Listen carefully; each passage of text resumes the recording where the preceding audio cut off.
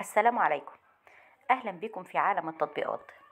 لو أنت مهتم بالجديد والمفيد في عالم التطبيقات، تقدر دلوقتي تشترك في القناة وتفعل الجرس علشان يوصلك مننا كل يوم جديد ومفيد في عالم التطبيقات، ونقدر نوصلك كل التطبيقات اللي تهمك في حياتك، سواء كانت تطبيقات محلية أو تطبيقات عالمية، زي تطبيقات العقارات، تطبيقات السيارات، التطبيقات اللي بتسرق بياناتك وبتستنزف حساباتك، وكمان تطبيقات التعارف. النهاردة هنتكلم عن تطبيق رابيدو. تطبيق رابيدو تقدر عن طريقه ان انت تسافر بسهولة بأقل الأسعار، بايك أو تاكسي أو أوتو أو كابس في أي وقت. التطبيق ده بيقدم لك في الهند رحلات سريعة منخفضة السعر بالسيارات أو بالدراجات أو بسيارات الأجرة. التطبيق ده مساحته 19 ميجا بايت بس، يعني مش هياخد مساحة كبيرة على تليفونك، وحجم عمليات التنزيل ليه أكتر من 100 مليون عملية تنزيل دمت للتطبيق، وده معناه أهمية التطبيق بالنسبة للمستخدمين. وتقييمه على جوجل هايل جدا، حوالي 4.2، وكمان التعليقات عليه عالية. التطبيق ده بيحتوي على أكتر من 10 مليون عميل سعيد بيفضلوا ركوب رابيدو أوتو أو بايك للتنقل داخل المدينة.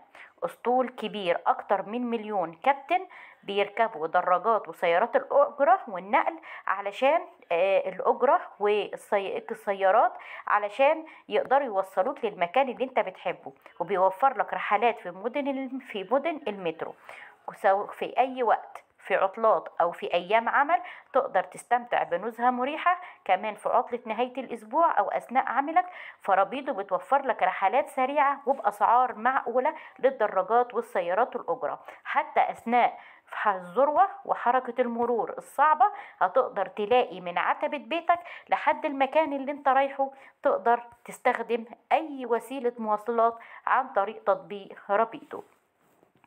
أتمنى أكون وصلت التطبيق بشكل سهل وبسيط، وياريت بعد تحميل التطبيق كل واحد يقول رأيه في التعليقات، سواء كانت تعليقات إيجابية أو تعليقات سلبية. ولو انت شفت الفيديو ده بعد فترة ولقيت فيه أي تجديد أو تعديل أو تحديث تم على التطبيق، ياريت تبلغنا بيه علشان نقدر نعمل لك فيديو جديد بالتطبيق بعد التعديل ونوصله لك بشكل أسهل وأسرع.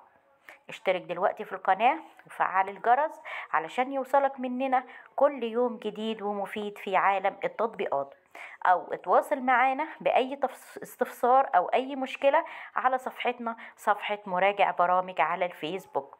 ولو في أي تطبيق محتاج إن احنا نتكلم عنه في القناة، ياريت تكتب لنا اسمه في التعليقات، واحنا هنعمل لك قريب جدا فيديو بكل التطبيقات اللي تهمك في حياتك.